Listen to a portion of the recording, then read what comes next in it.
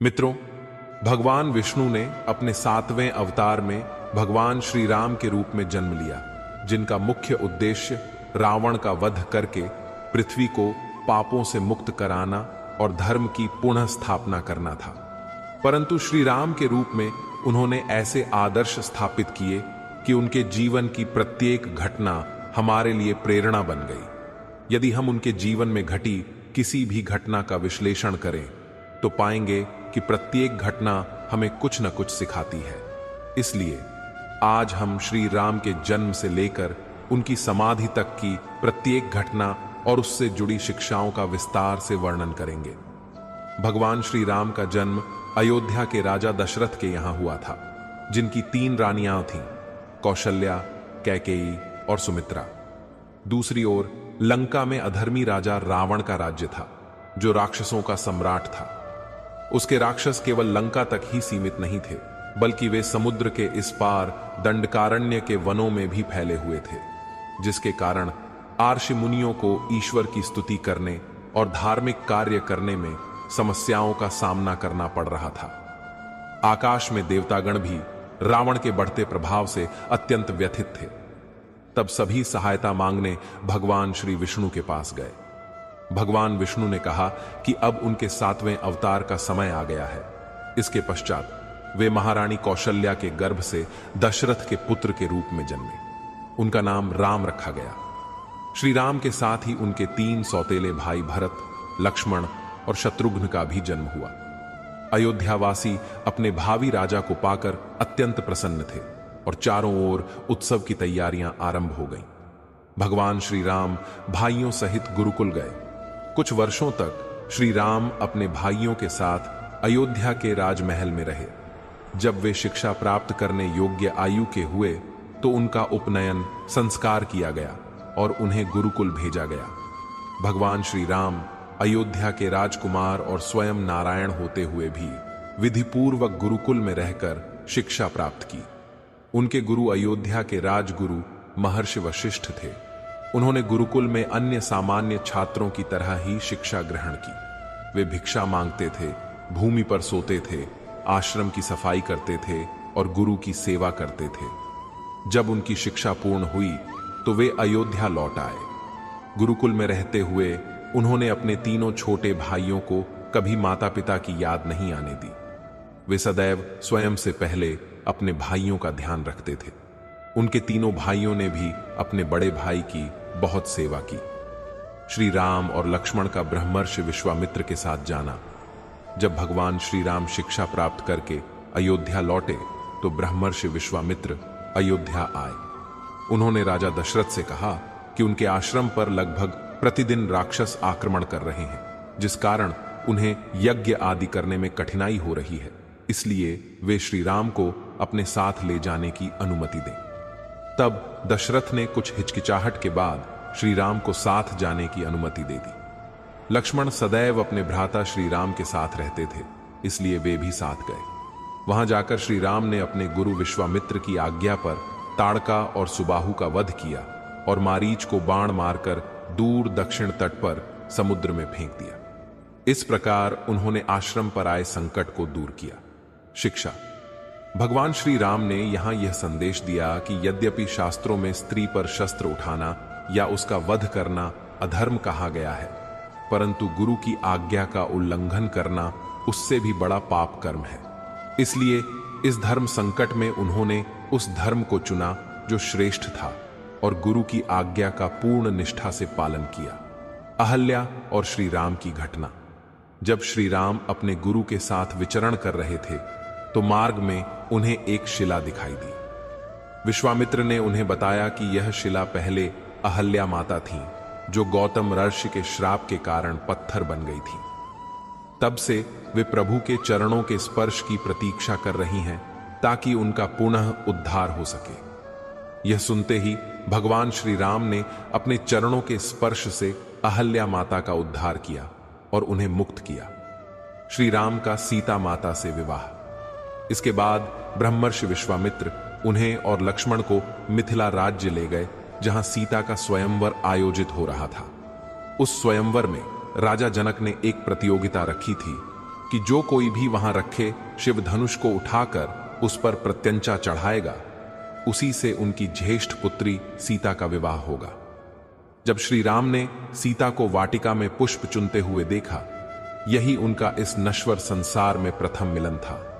दोनों जानते थे कि वे भगवान विष्णु और देवी लक्ष्मी के अवतार हैं, परंतु उन्हें मानव रूप में अपने कर्तव्य का निर्वहन करना था। प्रतियोगिता आरंभ हुई और एक एक करके सभी राजाओं ने उस शिव धनुष को उठाने का प्रयास किया। वह शिव धनुष इतना भारी था कि कई लोग मिलकर उसे उठाकर सभा में लाए थे। सभा में ऐसा कोई बलशाली नहीं था जो उस धनुष को उठाकर प्रत्यंचा चढ़ा सके। अंत में विश्वामित्र जी ने श्री राम को वह धनुष उठाने की आज्ञा दी। गुरु की आज्ञा पाकर श्री राम ने शिव धनुष को प्रणाम किया। उन्होंने एक ही झटके में धनुष को उठाया और जैसे ही प्रत्यंचा चढ़ाने लगे, शिव धनुष टूट गया। यह दृश्य देखकर वहां उपस्थित सभी अतिथि आश्चर्यचकित रह गए। इसके पश्चात श्री राम का विवाह माता सीता के साथ संपन्न हुआ। शिक्षा। इससे हम सीखते हैं कि गुरु अपने शिष्य के जीवन के सबसे महत्वपूर्ण निर्णय ले सकता है। जब माता पिता अपने बच्चे का हाथ गुरु को सौंपते हैं, तो वह गुरु ही उनके माता पिता तुल्य हो जाता है। उनकी आज्ञा माता पिता की आज्ञा मानी जाती है, जिसका पालन करना प्रत्येक शिष्य का परम कर्तव्य बन जाता है। भगवान परशुराम का श्री राम पर क्रोध। उस समय भगवान विष्णु के छठे अवतार भगवान परशुराम भी पृथ्वी पर उपस्थित थे और शिव भक्ति में लीन थे। जब उन्होंने शिव धनुष टूटने की ध्वनि सुनी, तो वे अत्यंत क्रोधित होकर उस सभा में पहुंचे। उन्हें इतने क्रोध में देखकर सभा के सभी सदस्य भयभीत हो गए। वे शिव धनुष तोड़ने वाले को ललकारने लगे और उसे सामने आकर युद्ध करने की चुनौती देने लगे। परशुराम को इतना क्रोधित देखकर और श्री राम का अपमान होते देखकर लक्ष्मण अपना क्रोध नियंत्रित नहीं कर सके। वे परशुराम जी से तर्क वितर्क करने लगे, परंतु इस बीच श्री राम ने न तो अपना धैर्य खोया और न ही कोई कटु शब्द कहा। वे परशुराम और लक्ष्मण को शांत करते रहे और परशुराम जी से कटु वचन सुनकर भी उनसे विनम्रता पूर्वक क्षमा याचना करते रहे। अंततः परशुराम का क्रोध शांत करने के लिए उन्होंने उन्हें अपना विष्णु अवतार दिखाया। जब परशुराम को झात हुआ कि भगवान विष्णु का 7वां अवतार जन्म ले चुका है और वे स्वयं भगवान श्री राम ही हैं, तब वे वहां से चले गए। माता सीता को एक पत्नी व्रत का वचन। उस समय एक पुरुष की कई पत्नियां होने की प्रथा आम थी। मुख्यतः एक राजा की कई रानियां होती थीं। श्री राम के पिता दशरथ की स्वयं 3 रानियां थीं, परंतु श्री राम ने माता सीता को वचन दिया कि वे जीवन भर किसी अन्य स्त्री के बारे में सोचेंगे भी नहीं। संपूर्ण जीवन में केवल और केवल माता सीता ही उनकी पत्नी होंगी और किसी अन्य स्त्री को यह अधिकार कभी नहीं मिलेगा। इस प्रकार उन्होंने एक पत्नी व्रत का आदर्श स्थापित किया। श्री राम को 14 वर्ष का वनवास। उनके विवाह के कुछ समय पश्चात उनके पिता दशरथ ने उन्हें राजसभा में बुलाया और उनके राज्याभिषेक का निर्णय सुनाया। प्रारंभ में श्री राम को संकोच हुआ, परंतु उन्होंने इसे पिता की आज्ञा मानकर स्वीकार कर लिया। इसके बाद पूरे अयोध्या नगर में इसकी घोषणा कर दी गई और उत्सव की तैयारियां आरंभ हो गईं। अगली सुबह जब उनके पिता दरबार में नहीं आए, तो उन्हें झात हुआ कि उनके पिता दशरथ उनकी विमाता कैकेयी के कक्ष में हैं। वहां जाने पर उन्हें पता चला कि कैकेयी ने राजा दशरथ से अपने 2 पुराने वरदान मांग लिए थे। पहला वरदान राम के छोटे भाई और कैकेयी के पुत्र भरत का राज्याभिषेक और दूसरा वरदान श्री राम को 14 वर्ष का वनवास भेजना। इस वचन को पूरा करने में उनके पिता स्वयं को विवश पा रहे थे, इसलिए वे अपने कक्ष में बैठकर विलाप कर रहे थे। जब श्री राम कक्ष में पहुंचे तो उन्होंने अपने पिता को दुखी पाया। उनके पिता ने श्री राम से कहा कि वे विद्रोह करके यह राज्य उनसे छीन लें और स्वयं राजा बन जाएं। भगवान श्री राम ने इसे सिरे से नकार दिया और अपने पिता द्वारा दिए गए वचन को पूरा करने के लिए सहर्ष वनवास स्वीकार कर लिया। साथ ही उन्होंने अपनी माता कैकेयी से कहा कि यदि उन्हें भरत के लिए राज्य चाहिए था तो वे सीधे ही उनसे कह देती। वे प्रसन्नता पूर्वक राज्य भरत को दे देते। श्री राम पत्नी सीता और भाई लक्ष्मण सहित वनवास गए। श्री राम ने पिता के वचन को पूरा करने के लिए वन जाने का निश्चय किया। उनकी पत्नी सीता ने भी पत्नी धर्म का निर्वहन करते हुए वन जाने का निर्णय लिया। उनके छोटे भाई लक्ष्मण, जो सदैव उनके साथ रहते थे, वे भी साथ चल दिए। उस समय उनके दो भाई भरत और शत्रुघ्न अपने नाना के कैकेय राज्य में थे, इसलिए उन्हें अयोध्या में घटी किसी भी घटना का कोई ज्ञान नहीं था। जब श्री राम वनवास जाने लगे तो अयोध्या की प्रजा ने विद्रोह कर दिया। उन्होंने भरत को अपना राजा मानने से स्पष्ट इनकार कर दिया। यह देखकर श्री राम ने अयोध्या वासियों को समझाया और उनसे अपने राजा की आज्ञा का पालन करने को कहा। शिक्षा। वनवास जाते समय श्री राम ने यह सिखाया कि चाहे उनके साथ कितना भी अन्याय हुआ हो, उन्होंने अपनी विमाता कैकेयी और भाई भरत के प्रति कभी कोई दुर्भावना नहीं रखी। अयोध्यावासी राजा दशरथ के बारे में भी बुरा भला कह रहे थे। लक्ष्मण भी दशरथ और कैकेयी को दोषी मान रहे थे, परंतु श्री राम ने सभी से दोनों का सम्मान बनाए रखने को कहा। उन्होंने लक्ष्मण से भी माता कैकेयी का अनादर न करने का आग्रह किया। अयोध्यावासियों को छोड़ ढांचकर आगे बढ़ना। श्री राम ने अयोध्यावासियों को बहुत समझाने का प्रयास किया, परंतु वे उनसे इतना प्रेम करते थे कि उनके साथ 14 वर्ष के वनवास पर जाने को तैयार थे। बार बार श्री राम के अनुरोध के बाद भी अयोध्यावासी उनके रथ के पीछे चल रहे थे। इससे श्री राम को अयोध्या में एक राजनीतिक संकट दिखाई दिया। तब श्री राम ने अयोध्या के निकट तमसा नदी के पास अपना रथ रोका और रात वहीं विश्राम करने को कहा। अयोध्यावासी भी श्री राम के साथ वहीं रुक गए। जब सब सो गए, तब भोर में श्री राम जल्दी उठे और अपनी पत्नी सीता और लक्ष्मण के साथ वहां से चुपचाप निकल गए। बाद में जब अयोध्यावासी जागे तो उन्होंने पाया कि श्री राम अपने कर्तव्य का पालन करने के लिए अकेले चले गए थे। अतः वे सब निराश होकर अयोध्या लौट आए। मित्र निषाद राज गुह से भेंट। अपने मित्र निषाद राज गुह से मिलने के बाद श्री राम आगे श्रृंगवेरपुर नगरी पहुंचे, जो एक आदिवासी निषाद क्षेत्र था। वहां के राजा निषाद राज गुह थे, जो निषाद समुदाय से थे। दोनों ने गुरुकुल में साथ शिक्षा प्राप्त की थी, इसलिए वे मित्र बन गए थे। जब निषाद राज को श्री राम के अपने नगर के पास वन में रुकने का पता चला तो वे अत्यंत दुखी हुए। जब वे श्री राम के पास पहुंचे तो उन्होंने उनसे अपने नगर में रुककर विश्राम करने का आग्रह किया। उन्होंने श्री राम से 14 वर्षों तक अपने नगर के राजा के रूप में शासन करने तक का आग्रह किया। श्री राम ने उनका राज्य स्वीकार करना तो दूर, नगर में जाने से भी इनकार कर दिया।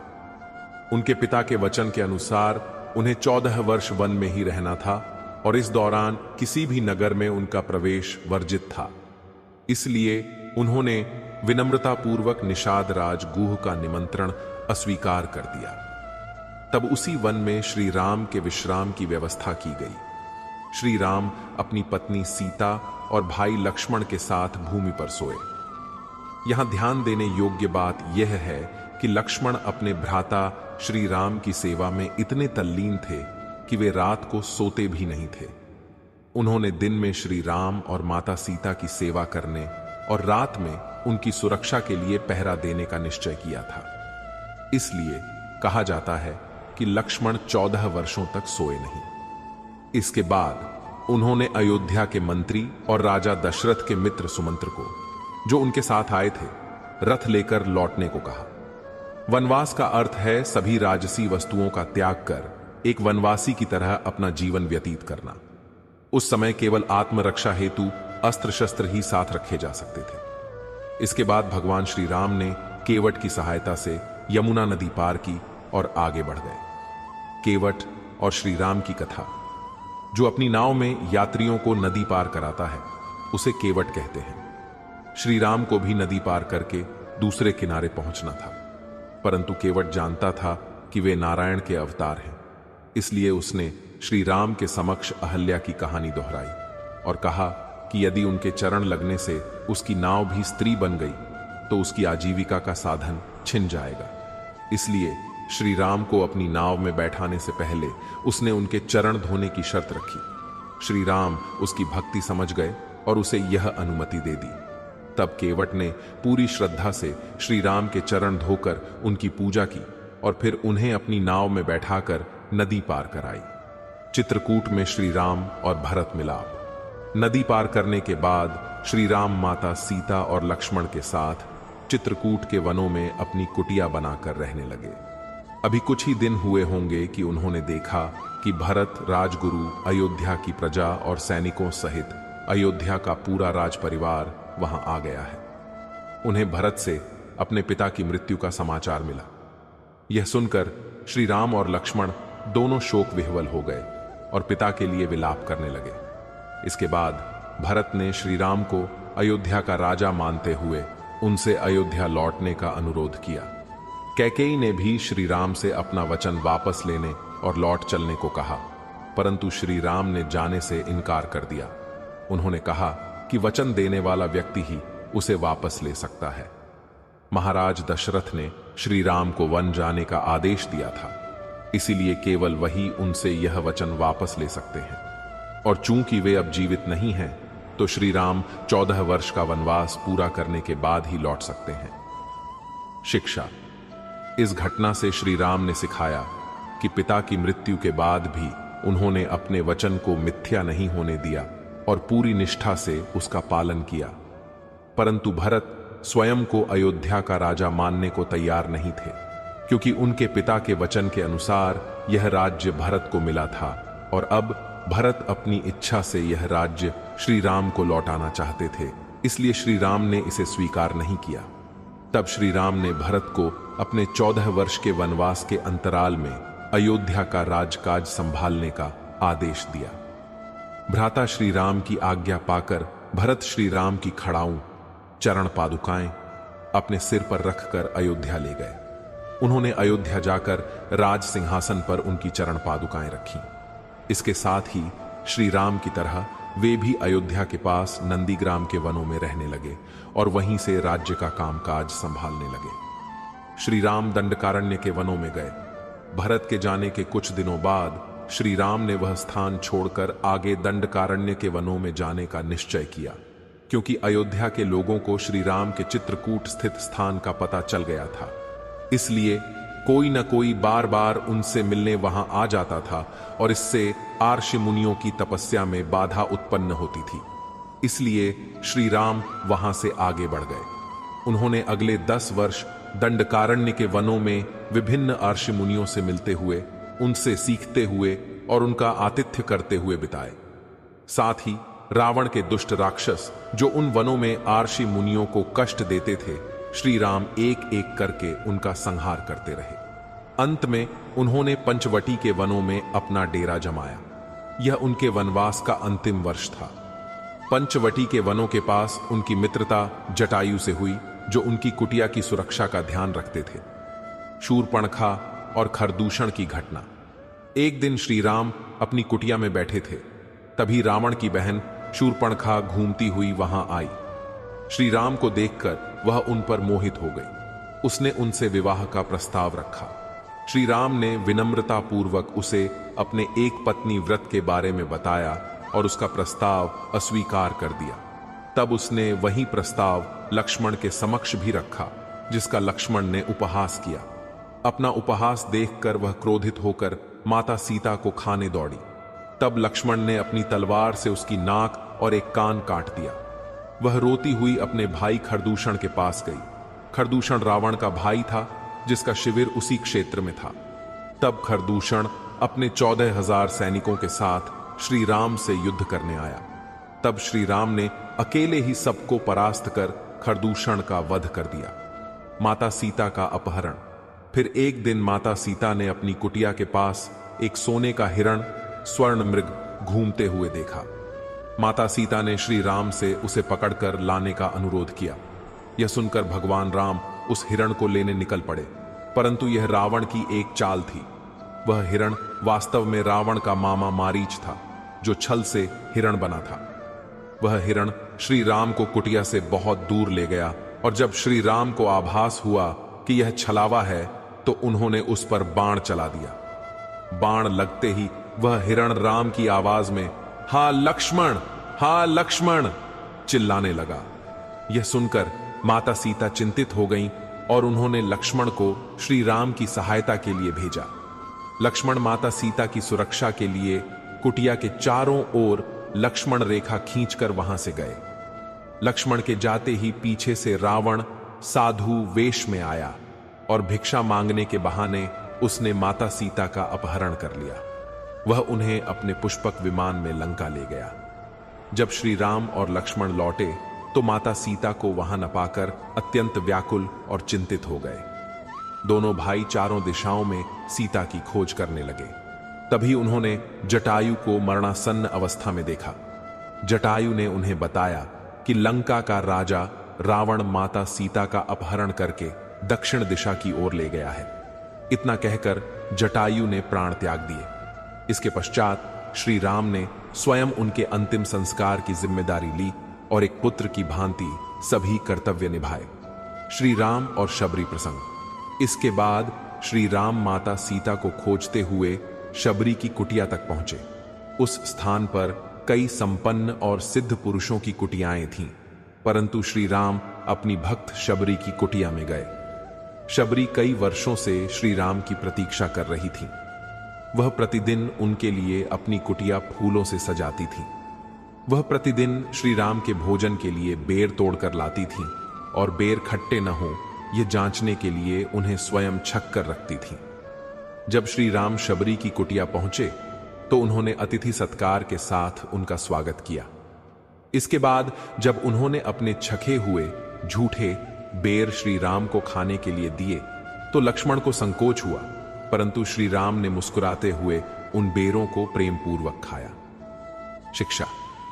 इसे श्री राम ने सिखाया कि यदि सच्चे मन और प्रेम से अनजाने में भी भगवान को झूठा भोग लगाया जाए तो भगवान उसे सहर्ष स्वीकार करते हैं।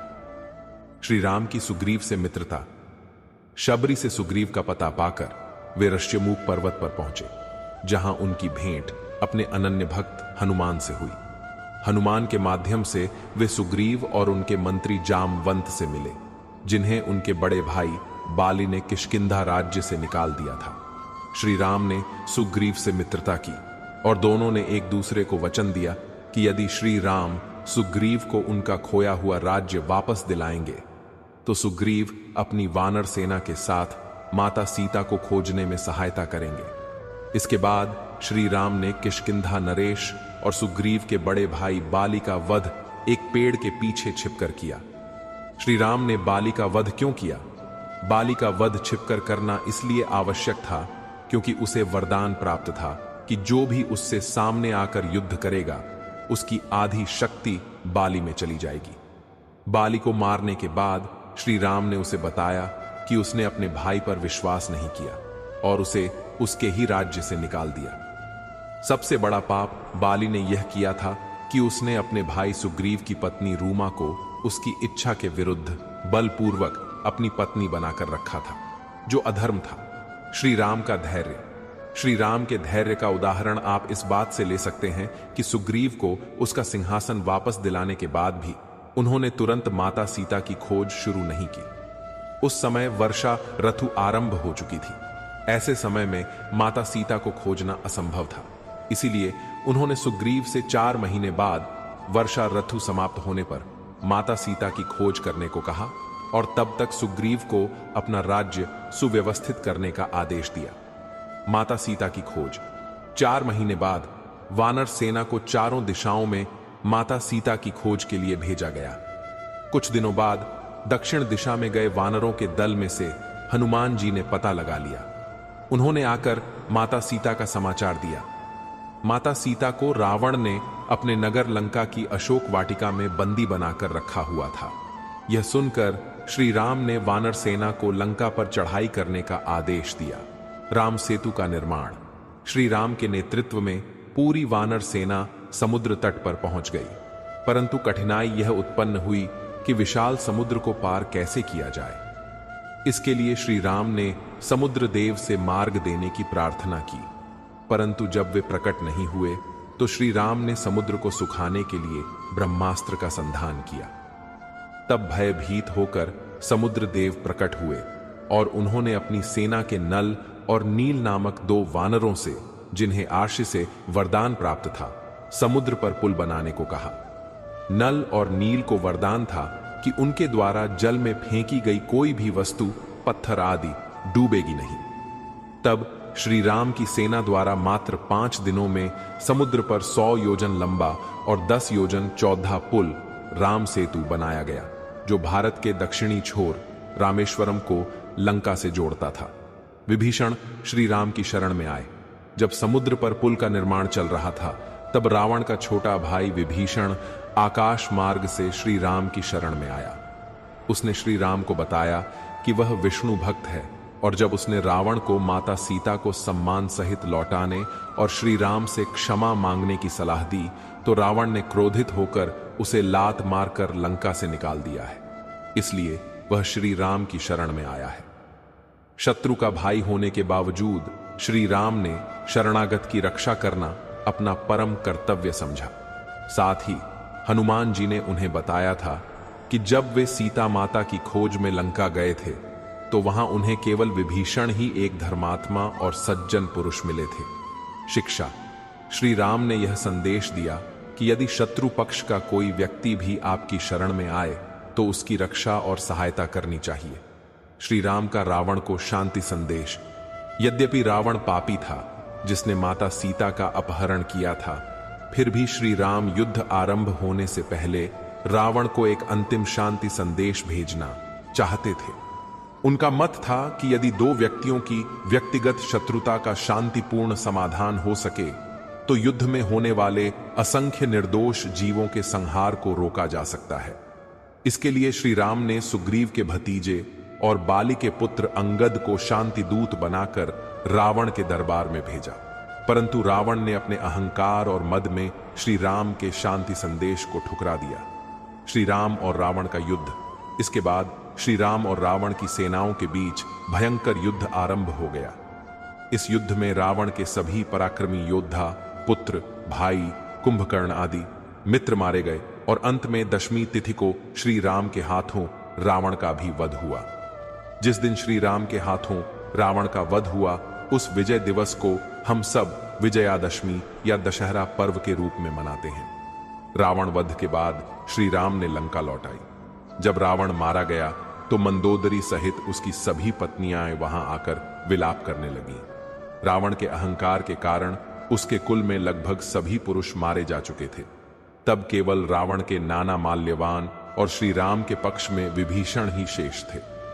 रावण के वध के बाद श्री राम ने लंका के सभी लोगों के सामने घोषणा की कि उनका उद्देश्य कभी भी लंका पर आधिपत्य जमाना या उसे अयोध्या के अधीन करना नहीं था।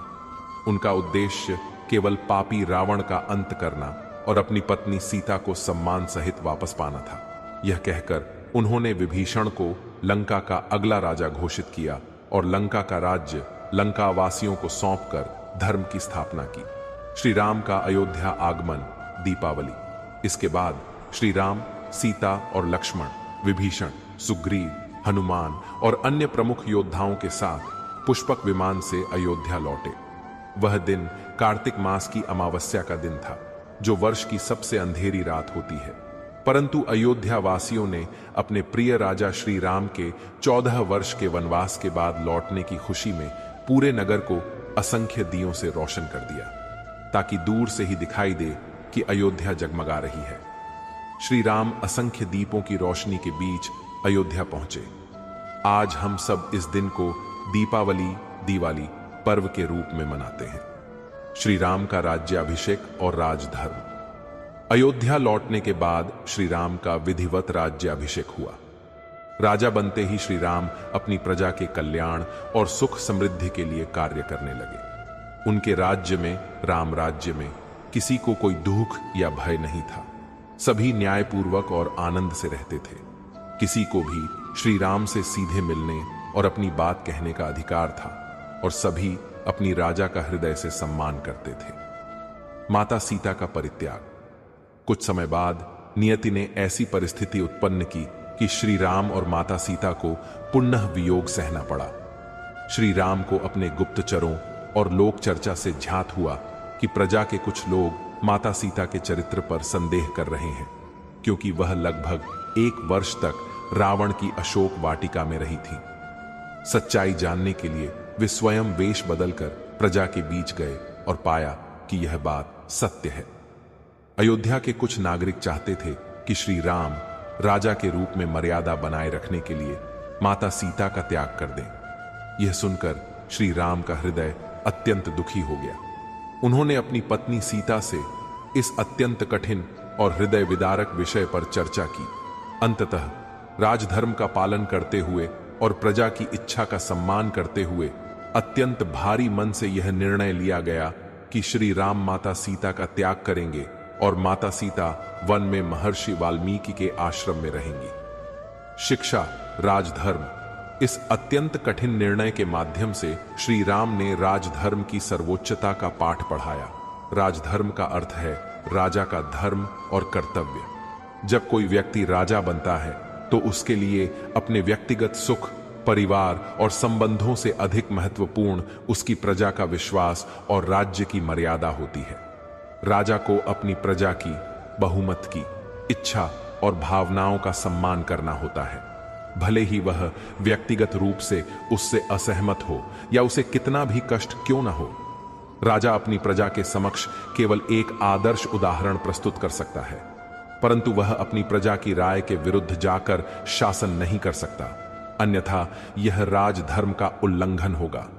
इसलिए प्रजा की आवाज को मान देते हुए श्री राम ने अत्यंत दुख सहकर सीता का परित्याग किया और वे वन चली गईं। श्री राम का आदर्श, साथ ही अपनी प्रजा के समक्ष एक आदर्श उदाहरण प्रस्तुत करने के लिए और सीता के प्रति अपने प्रेम और वचन को निभाने के लिए श्री राम ने कभी किसी अन्य स्त्री से विवाह नहीं किया और सदैव सीता को ही अपनी एकमात्र पत्नी माना। अयोध्यावासी श्री राम के दूसरे विवाह और अपने भावी सम्राट की प्रतीक्षा कर रहे थे, परंतु श्री राम ने ऐसा कुछ नहीं किया, बल्कि वे भी माता सीता की तरह राजमहल के अनेक सुखों का त्याग कर तपस्वी जैसा जीवन व्यतीत करने लगे और भूमि पर शयन करते थे। श्री राम का अश्वमेध यज्ञ। कई वर्षों बाद श्री राम ने साम्राज्य की एकता और धर्म की स्थापना के लिए अश्वमेध यज्ञ का आयोजन किया। इस यज्ञ में राजा द्वारा पूजा करके एक शक्तिशाली अश्व, घोड़ा छोड़ा जाता है। वह अश्व जहां जहां निर्विरोध जाता है, वह क्षेत्र यज्ञकर्ता राजा के अधीन माना जाता है, ताकि पूरा राष्ट्र एक सूत्र में बंध सके और अनावश्यक युद्धों से बचा जा सके। जहां भी श्री राम का अश्व गुजरा, वहां के राजाओं ने श्री राम की सर्वोच्चता और प्रभुता स्वीकार कर ली। परंतु जब अश्व महर्षि वाल्मीकि आश्रम के पास पहुंचा तो 2 वीर बालकों ने उसे रोक लिया और उसे छोड़ने के बदले युद्ध की चुनौती दी। उनसे लड़ने के लिए श्री राम ने लक्ष्मण, भरत, शत्रुघ्न, सुग्रीव और हनुमान जी को एक एक करके भेजा, परंतु सभी महान योद्धा उन बालकों से पराजित हो गए। अंत में श्री राम स्वयं युद्ध भूमि में गए। तब महर्षि वाल्मीकि ने आकर युद्ध रुकवाया और दोनों बालकों को अपने राजा से क्षमा मांगने को कहा। इसके बाद श्री राम अश्व लेकर अयोध्या लौट आए और यज्ञ पूर्ण किया। श्री राम का अपने पुत्रों लवकुश से मिलन। यज्ञ के कुछ दिनों बाद अयोध्या में 2 तेजस्वी बालकों की चर्चा होने लगी, जो अयोध्या की गलियों में घूम घूम कर अपने गुरु महर्षि वाल्मीकि द्वारा रचित रामायण महाकाव्य का मधुर गायन करके लोगों को सुनाते थे। यह सुनकर श्री राम ने उन दोनों बालकों को राज दरबार में आमंत्रित किया और उन्हें दरबार में रामायण सुनाने का आग्रह किया। ये वही 2 बालक थे जिन्होंने श्री राम का अश्वमेध यज्ञ का अश्व पकड़ा था। अगले दिन दोनों बालकों ने अपना नाम लव और कुश बताया। उन्होंने श्री राम के जन्म से लेकर राज्याभिषेक तक की पूरी कथा को अत्यंत भावपूर्ण और लयबद्ध तरीके से गाकर सुनाया, जिससे सभी मंत्रमुग्ध हो गए। माता सीता के वन जाने के बाद की उनकी कहानी किसी को झांक नहीं थी, परंतु उन बालकों ने सीता द्वारा वन में बिताए गए तपस्वी जीवन, उनके कष्टों और अंत में अपने जन्म की कथा को अयोध्या वासियों के सामने प्रस्तुत किया और स्वयं को श्री राम और सीता का पुत्र बताया। यह सुनकर वहां उपस्थित सभी लोग आश्चर्यचकित रह गए और श्री राम भी भाव विभोर हो गए। परंतु राजा का कर्तव्य निभाते हुए उन्होंने स्वयं सीता से राजसभा में आकर सार्वजनिक रूप से यह प्रमाणित करने को कहा कि लव और कुश उन्हीं के पुत्र हैं। माता सीता का पृथ्वी में समा जाना। अगले दिन माता सीता महर्षि वाल्मीकि के साथ राजसभा में आईं। अपने ऊपर लगे लांछन और पुनः परीक्षा की मांग से आहत होकर उन्होंने अत्यंत भावुक होकर घोषणा की, यदि मैंने मन, वचन और कर्म से सदैव श्री राम का ही चिंतन किया है और यदि लवकुश मेरे ही पुत्र हैं, तो हे धरती माता, मुझे अपनी गोद में स्थान दे। यह सुनते ही धरती फटी और माता सीता उसमें समा गई। यह देखकर श्री राम सीता को पकड़ने दौड़े, परंतु उन्हें रोक नहीं सके। इस असहनीय वियोग के कारण वे विलाप करने लगे और अत्यंत व्यथित हो गए। तब भगवान ब्रह्मा प्रकट हुए और उन्होंने श्री राम को उनके वास्तविक नारायण स्वरूप का स्मरण कराया और सांत्वना दी कि अब वे सीता से वैकुंठ धाम में ही मिलेंगे। इसके बाद श्री राम का मन शांत हुआ और उन्होंने अपने दोनों वीर और तेजस्वी पुत्रों लव और कुश को अपना लिया। श्री राम का सरयू नदी में समाधि लेना, माता सीता के पृथ्वी में समा जाने के बाद श्री राम ने कुछ और वर्षों तक अयोध्या का राजकाज संभाला। इसके बाद उन्होंने अपना साम्राज्य अपने दोनों पुत्रों लव और कुश तथा भरत, लक्ष्मण और शत्रुघ्न के पुत्रों में न्यायपूर्वक बांट दिया और स्वयं संसार से विदा लेने का निश्चय किया। उन्होंने सरयू नदी में जल समाधि लेने का निर्णय लिया। समाधि लेने से पूर्व वे जानते थे कि उनके परम भक्त लक्ष्मण और हनुमान उन्हें ऐसा नहीं करने देंगे। इसलिए उन्होंने एक युक्ति द्वारा हनुमान जी को पाताल लोक भेज दिया और एक वचनबद्धता की स्थिति उत्पन्न कर लक्ष्मण का परित्याग कर दिया, क्योंकि उस समय के विधान अनुसार परित्याग मृत्यु दंड के समान था। भ्राता द्वारा परित्याग किए जाने के बाद लक्ष्मण ने दुखी मन से सरयू नदी में योग द्वारा अपना शरीर त्याग दिया। उसके बाद श्री राम ने अपने अन्य दो भाइयों भरत और शत्रुघ्न तथा अयोध्या की प्रजा के उन अनगिनत लोगों के साथ जो उनके बिना नहीं रहना चाहते थे, सरयू नदी के पवित्र जल में प्रवेश किया और महाप्रयाण करके अपने परम धाम वैकुंठ लौट गए।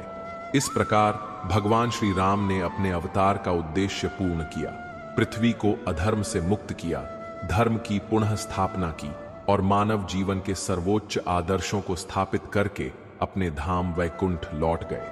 मित्रों, यदि आपको यह प्रस्तुति पसंद आई हो तो इसे लाइक, सब्सक्राइब और शेयर करना न भूलें। पूरी कहानी सुनने के लिए आपका बहुत बहुत धन्यवाद।